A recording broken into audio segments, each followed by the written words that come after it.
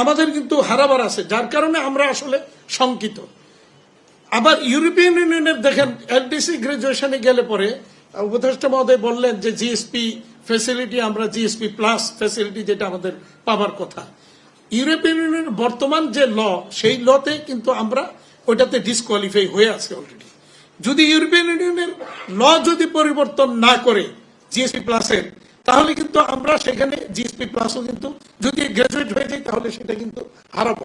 কারণ হচ্ছে তাদের টোটাল ইনকামের 6% বেশি যদি কোনো দেশ রপ্তানি করে তাহলে সে ওই দেশ এটার এই ফ্যাসিলিটি পাবে না। এখন ইউরোপিয়ান ইউনিয়ন কি শুধু বাংলাদেশের জন্য তাদের এই আইনটাকে পরিবর্তন করবে?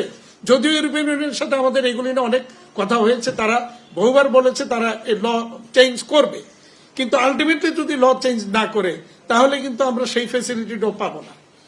তো এই সব কিছু বিবেচনা করে আমরা যদি দেখেন 2018-19 সাল বা কোভিড এর পূর্বে বাংলাদেশের রপ্তানির পজিশন যেটা ছিল, কোভিড এবং কোভিড উত্তর রাশিয়া ইউক্রেন যুদ্ধ সহ এই বর্তমান প্রেক্ষাপটে কিন্তু সেই পজিশন নেই। অনেক কিছুই কিন্তু আমরা পিছিয়ে গিয়েছি এবং বর্তমানে টোটাল রপ্তানি খাত, আমি একদিকে বিকেএমির প্রেসিডেন্ট, আরেকদিকে আমি এক্সপোর্টার্স অ্যাসোসিয়েশন অব বাংলাদেশ এটারও প্রেসিডেন্ট। তো সুতরাং অন্যান্য এক্সপোর্ট সেক্টরের লোকজন প্রতিনিয়ত আমাকে বলছেন যে তাদের অবস্থানটা কি। আমরা পরিষ্কার বলেছি আমরা কিন্তু ভালো নেই। ওই যে উনি বলেছেন যে আইসিইউতে, হ্যাঁ আইসিইউ থেকে কিছু কিছু জায়গা হয়তো আইসিইউতে লাইফ সাপোর্ট থেকে আইসিইউতে আসছে, কিন্তু আবার কিছু কিছু জায়গা আমরা কেউ লাইফ সাপোর্টে কেউ আইসিইউতে এখনো রয়ে গেছি। এই কারণেই মূলত আমরা 3-6 বছর অর্থাৎ 3 বছর যেটা আমাদের ইয়ে তো আসি, মানে আমরা টাইম পাবো, আর 3 বছর যদি পিছিয়ে দেই তাহলে পরবর্তী 3 বছর মিলে মোট 6 বছরের একটা ব্রেদিং পিরিয়ড আমরা চাইছি।